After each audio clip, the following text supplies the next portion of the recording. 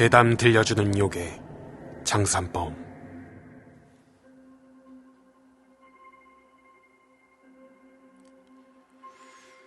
여러분, 혹시 장산범에 대해 들어보신 적이 있나요? 장산범은 부산에 있는 장산이라는 산에 살고 있는 호랑이를 닮은 괴생명체입니다.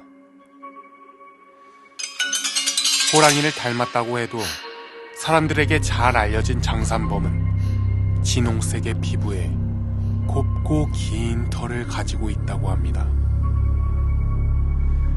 이 긴 털은 여성의 머릿결과 같은 고운 백발의 긴 털이어서 환각을 일으키고 사람의 경계심을 없앴다고 합니다. 그래서 사람들은 장산범을 만나도 호랑이라고 생각하지 못하고 사람이라고 생각한다는데요. 이렇게 사람을 홀리는 장산범에 대한 이야기를 들려드리겠습니다.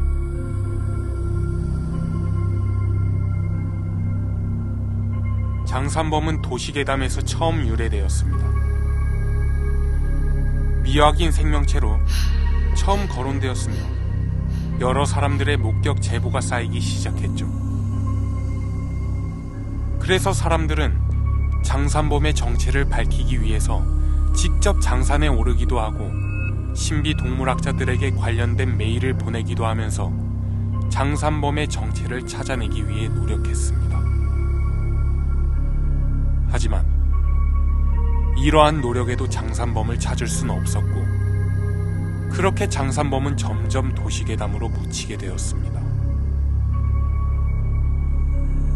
그러던 어느 날 장산범을 실제로 봤다는 사람이 나타났습니다. 지금부터 장산범을 봤다는 사람의 이야기를 들려드리도록 하겠습니다.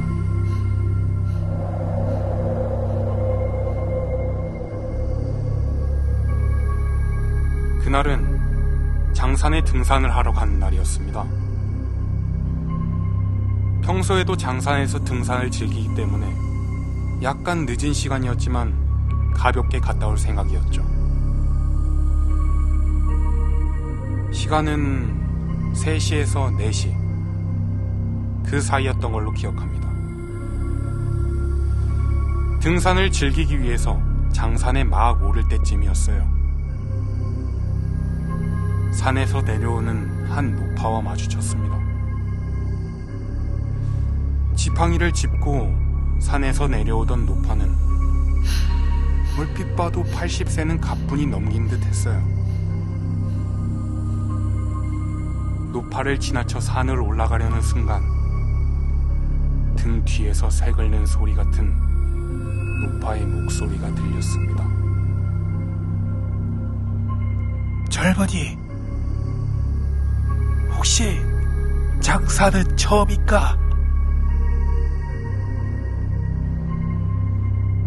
순간 사람의 목소리가 맞는 건가 싶을 정도로 온몸에 소름이 돋았지만 저는 평소에도 등산 중에 모르는 분들이랑 자주 이야기를 나누었던 탓에 웃으며 대답했습니다. 하하, 아니요, 장사는 자주 왔습니다. 그런데 혹시 왜 그러세요? 혹시 산을 오르는데 제한이 있는 상황일지도 모른다는 생각에 노파에게 되물었습니다. 그러자 노파는 끌끌끌 웃으며 아무것도 아니라는 듯 손사래를 쳤습니다.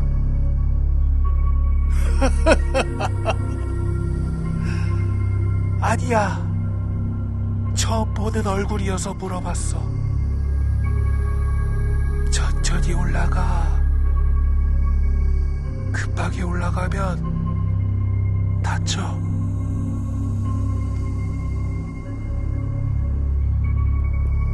노파의 말이 왠지 꺼림직한 마음이 들었지만 대수롭지 않게 여기고 다시 산을 오르기 시작했습니다. 한참을 산에 올랐습니다. 숨이 가파지고 등줄기에서 땀이 송글송글 맺히는 게 느껴졌죠. 상쾌한 기분을 느끼며 등산을 하니 해는 점점 기울기 시작했고 장산의 억새밭에서 해가 지는 모습을 보고 내려갈 생각이었죠. 억새밭은 초입에서부터 약 2시간 정도 걸으면 도착할 수 있을 것을 잘 알았기에 해가 지고 있어도 얼마 남지 않았다는 생각으로 걸었죠. 익숙한 길을 걷던 저는 문득 이상함을 느끼기 시작했어요.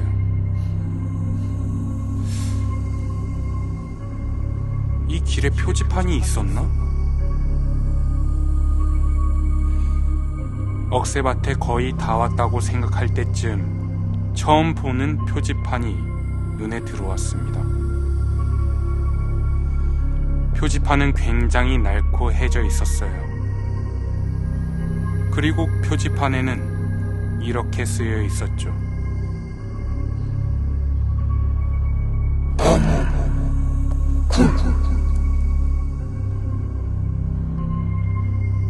이름만 들어도 호랑이가 사는 굴이라는 이름이 떠올랐습니다.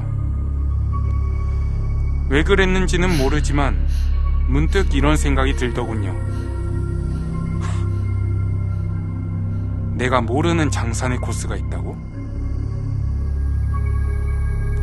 이상함도 잠시 제 뒤에서 인기척이 느껴졌습니다.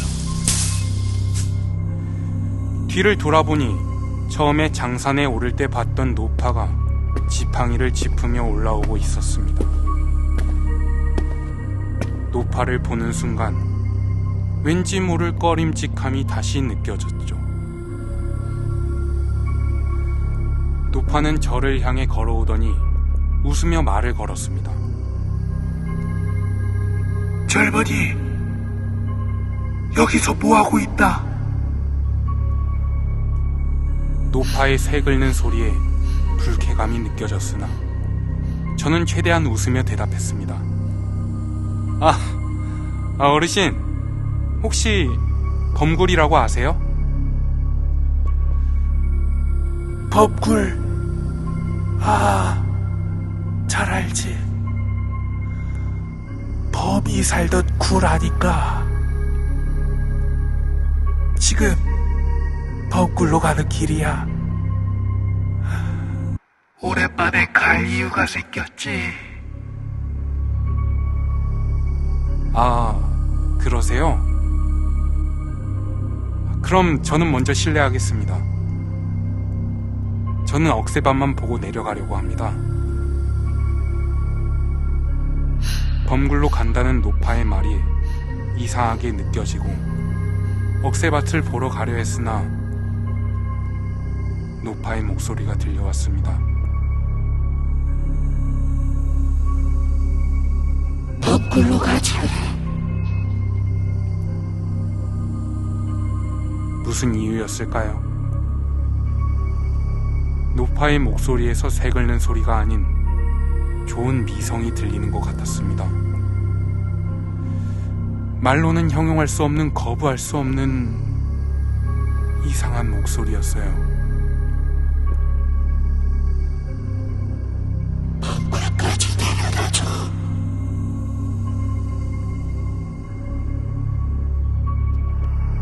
노파의 말에 저는 홀린 듯이 노파를 따라가고 있었습니다. 노파는 80세로 보이면서도 저보다 앞서 걸었고 저는 따라가는 게 겨우였습니다. 점점 몸이 지쳐가는 것이 느껴졌죠. 어르신, 어디까지 가시나요? 숨을 헐떡이면서 노파에게 묻자 노파는 뒤도 돌아보지 않고 말했습니다. 거의 다 왔어. 거의. 노파의 말은 아까보다 더 고운 미성처럼 느껴졌고 저는 안개 너머로 사라지는 노파를 따라잡기 위해 안간힘을 쓰면서 걸었습니다. 점점 의식은 혼미해지고 전파가 시야에서 사라질 때쯤 저는 기억을 잃고 쓰러졌습니다. 그리고 제가 정신을 차린 곳은 억새밭이었습니다. 나중에 알게 된 사실로 제가 등산로가 아닌 곳으로 수풀을 헤치면서 들어갔는데 그 모습을 본 장산의 관리원이 저를 쫓아왔고 쓰러진 저를 발견하자 억새밭까지 업고 내려온 것이었습니다. 저는 하산을 하면서 범굴에 대해 물으니 관리원분은 제게 장산범에 대한 이야기를 해주었습니다. 장산범은 사람을 꿰어내어 자신의 굴로 유인한 다음 목소리와 모습을 빼앗고 잡아먹는다는 이야기였죠.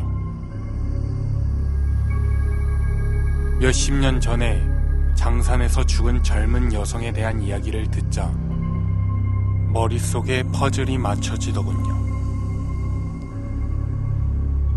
시간이 흘러 늙은 모습으로 변한 장산범이 저를 잡아먹고 제 모습과 목소리를 가지려 했던 게 아닐까요?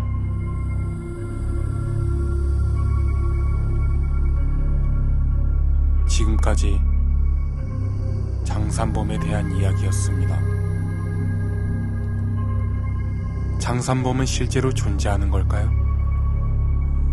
아니면 누군가가 만들어낸 도시괴담이었을까요?